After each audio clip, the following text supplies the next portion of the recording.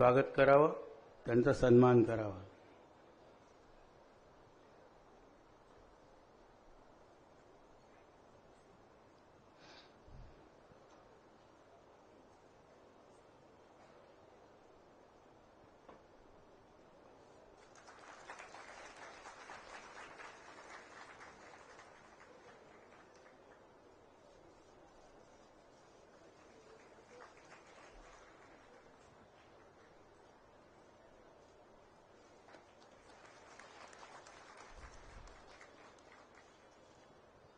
यानंतर महाराजांना अशी विनंती आहे की त्यांनी परमपूजनीय स्वामी आचार्य श्रीनाथ पीठाचे पीठाधीश्वर जितेंद्रनाथ महाराज यांचं स्वागत करावं, त्यांचा सत्कार करावा.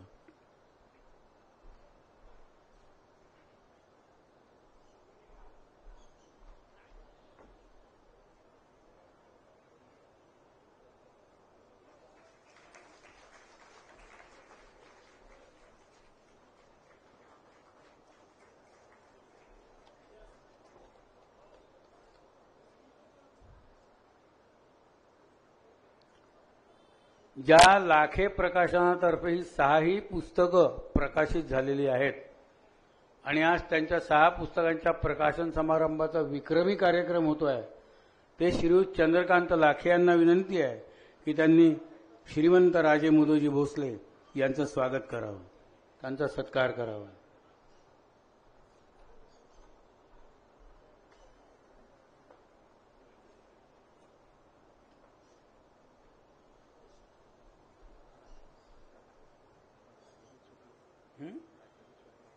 काय सुटलं?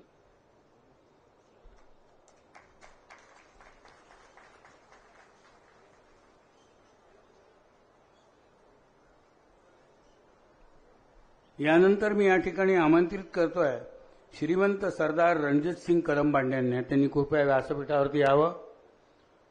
पूजनीय सरसंघचालक डॉक्टर मोहनजी भागवत आणि त्याचप्रमाणे पूजनीय स्वामी आचार्य जितेंद्रनाथ महाराज या दोघांचाही सत्कार ते करणार आहेत. श्रीमंत सरदार रणजितसिंग कदमबांडे कृपया व्यासपीठावरती यावं.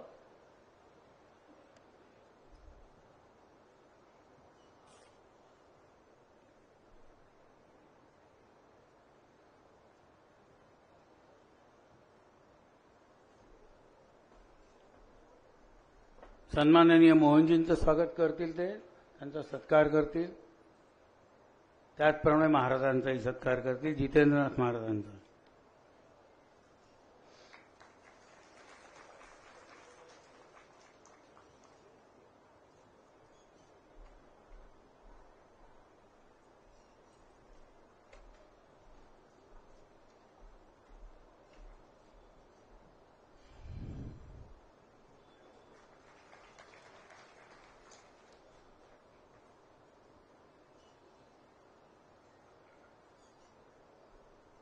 मित्रांनो,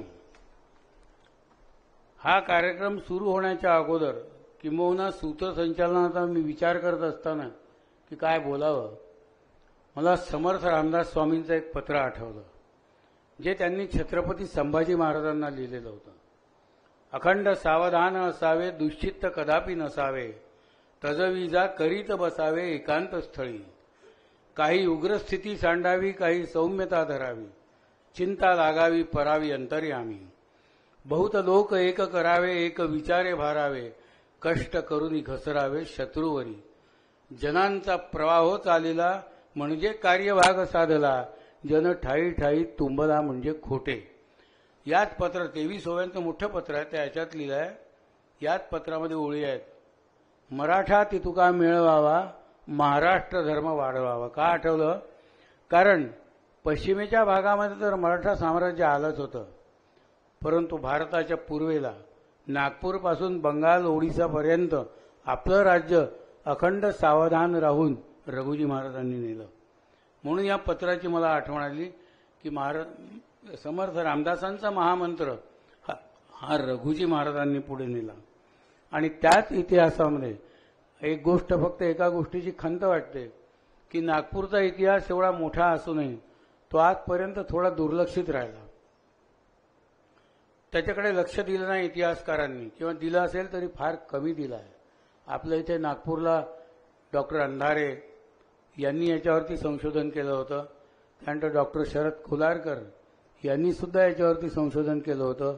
परंतु पुरेशी माहिती अजूनही भोसले घराण्याची नागपूरच्या आपल्या नागपूरच्या लोकांनाही माहीत आहे किंवा नाही याविषयी साधार शंका वाटते. परंतु ही शंका आता दूर होईल, कारण ही 4 पुस्तकं आपल्या हातात पडल्यावर आपल्याला भोसले घराण्याच्या इतिहासाची समग्र कल्पना येईल.